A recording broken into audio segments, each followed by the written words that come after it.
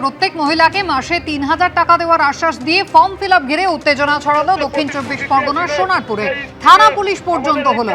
বিজেপির একাধিক শিবির থেকে মাইকে ঘোষণা করে প্রচার করা হচ্ছে রাজ্যে বিজেপি সরকার ক্ষমতায় এলে মহিলাদের মাসে ৩,০০০ টাকা করে দেওয়া হবে বলে ফর্ম ফিল আপ করানো হচ্ছে। এরই প্রতিবাদ জানায় তৃণমূল।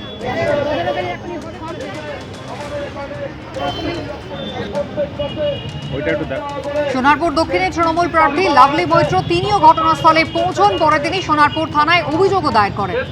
আমাদের এখানে ফর্মটি ফিল আপ করে যাবে, আপনারা আসুন, এখানে এসে ফর্মটি ফিল আপ করে যাবে। প্রধানমন্ত্রী নরেন্দ্র মোদীজি মায়েদের উদ্দেশ্যে প্রতিশ্রুতি দিয়েছিল।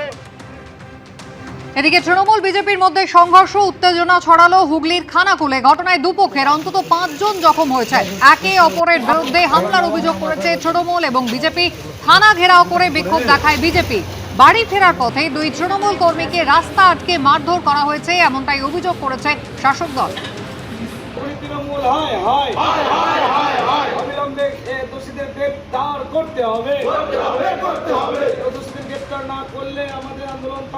পাল্টা তাদের কর্মীদের রাস্তা আটকে মারধর করা হয়েছে, এমন অভিযোগে সরব হয়েছে বিজেপি।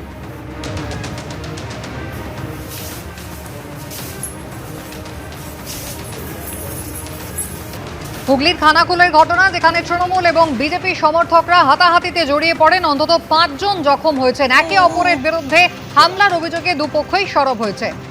বাড়ি ফেরার পথে দুজন তৃণমূল কর্মীকে রাস্তা আটকে মারধর করা হয়। তৃণমূল এমনটা অভিযোগ করেছে, যদিও পাল্টা বিজেপির একই অভিযোগ, তাদের রাস্তা আটকে শাসক দল মারধর করেছে।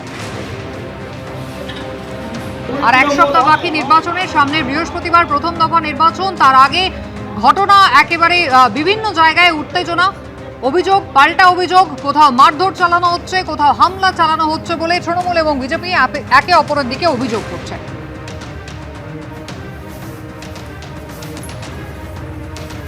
থানা ঘেরাও করে বিজেপি বিক্ষোভ দেখায় ঘটনার প্রতিবাদে।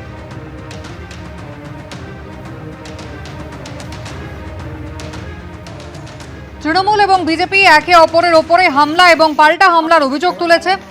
এই নিয়ে কথা বলবো, আমাদের প্রতিনিধি বাপন সাঁতরা রয়েছেন আমাদের সঙ্গে টেলিফোন লাইনে। বাপন, এই ঘটনার সূত্রপাত কিভাবে?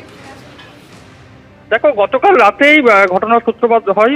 গতকাল রাতে খানাকুলের চিংড়ে এলাকা, সেই এলাকাতেই তৃণমূল এবং বিজেপি উভয় মধ্যে মারপিট হয়। সংঘর্ষ চেহারা নেই, সেখানে উভয় পক্ষে ৫ জন জখম হয়।